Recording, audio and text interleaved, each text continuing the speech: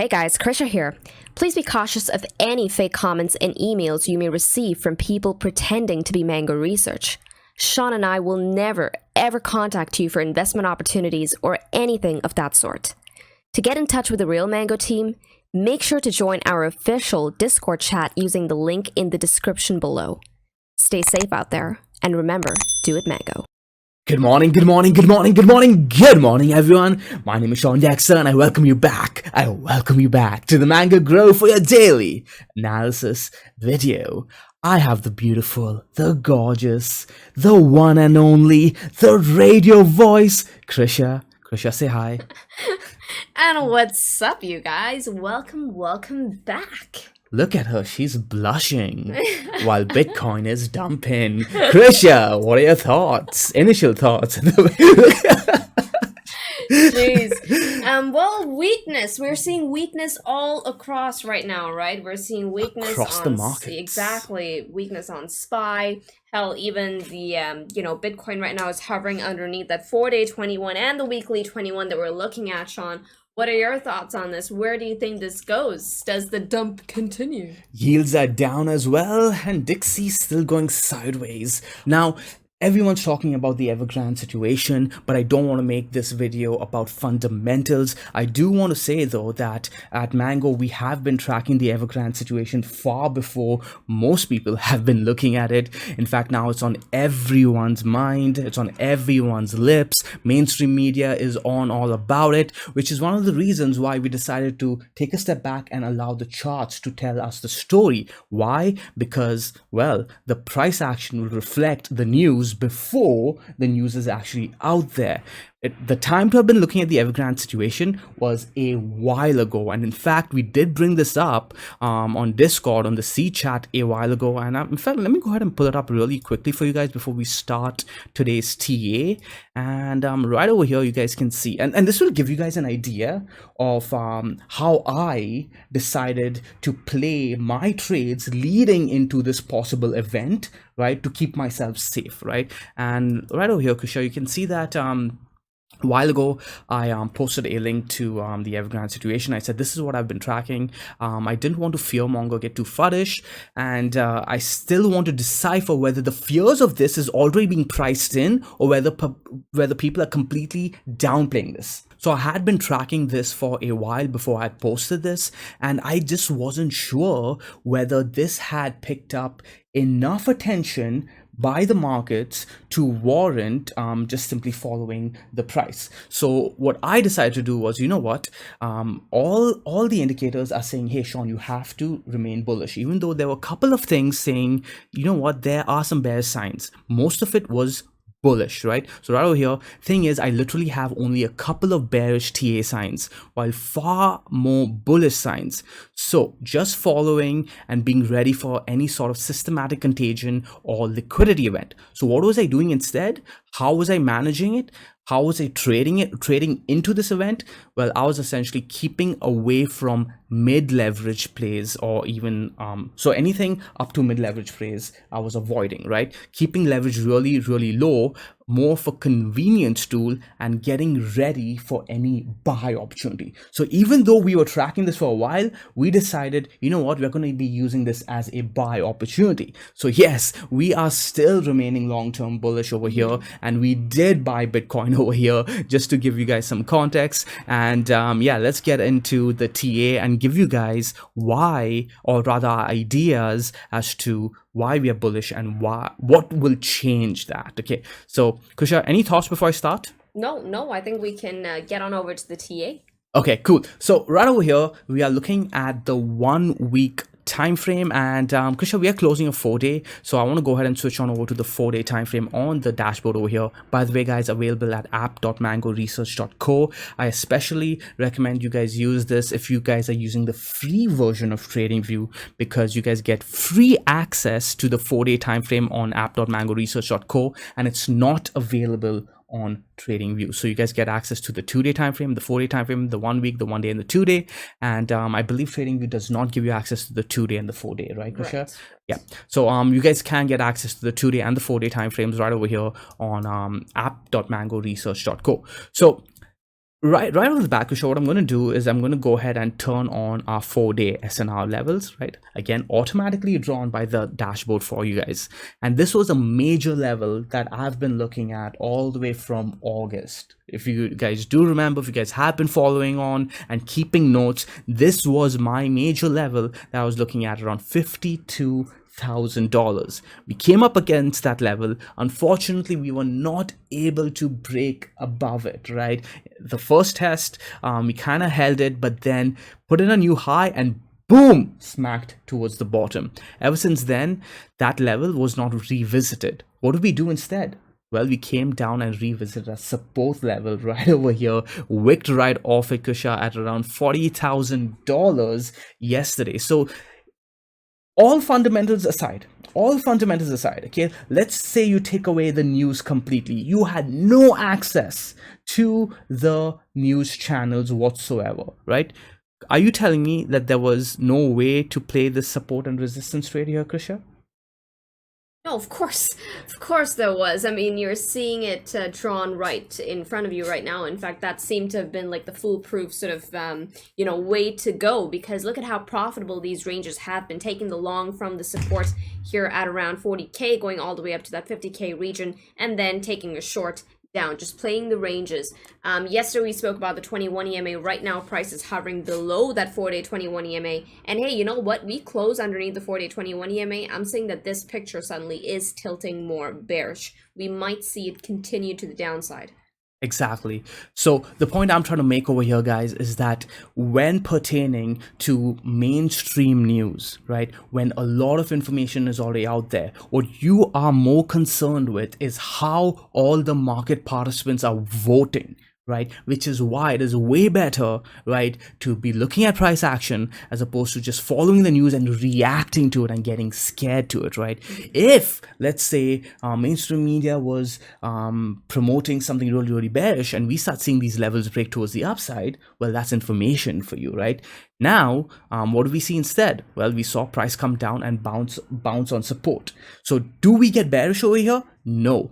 If we do actually break this level, then we can get bearish. But as Krisha mentioned, there is a warning flag that we can get ready for, and that is that 4-day 21 EMA that we can go ahead and pull up again on the dashboard right over here, coming in at around $44,000, I do believe, Krisha. So if Bitcoin closes today's so today we're closing a 4-day candle, okay?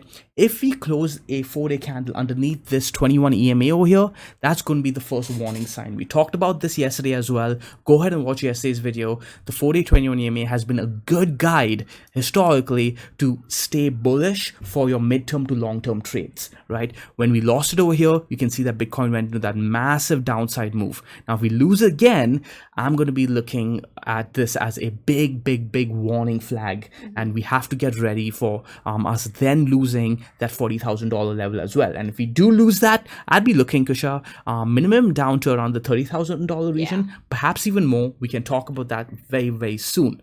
But Krisha, before we go ahead and talk about those further downside targets, I want to bring up another key level on the 4-day time frame that you brought up yesterday, and that's the 10 SMA, okay? And again, that was the big sign, right, Kusha? You've been waiting for this 10 SMA to be reclaimed, and unfortunately, we did not close above that. We closed right underneath that. What do we do right after? We, again, very similar to the situation over here, took out the high and then boom, back down to the support level. So what did Bitcoin really do? Support and resistance. Took out a major support zone, right? And this support zone, or rather at the time it was resistance, flipped into support when we took it out. Guys, this zone over here, which was the support and resistance line, as well as the 21 EMA, right? This entire juncture, we closed 2 candles above it and then made our way to the next resistance zone, right? And once we hit that resistance, well, we came down and hit the support again. And this is why a lot of traders can make a lot of money by simply playing support and resistance. Yeah. There's always a battle between traders within a trader when he has to decide, do I want to play support and resistance or do I want to play the trend? Do I want to play support and resistance or do I want to play the trend? Because you're always giving up somewhere. Now, over here, trend traders might be looking back and thinking, damn, I should have sold into resistance, right? But if we broke the resistance, right, and we kept going, right? Then support and resistance traders would have been thinking, damn, I should have held my position. So if you guys are battling with that, just a heads up, try not to. Make your decision before you enter your trade and know what you're giving up. There's always a trade-off. So now support and resistance traders clearly had the upper hand over here. They got to trade all the way towards the upside, and then they took their short at the resistance and they're trading all the way to the downside. Now the question is it smart to take a short over here, Krisha? No, I mean, we're on support.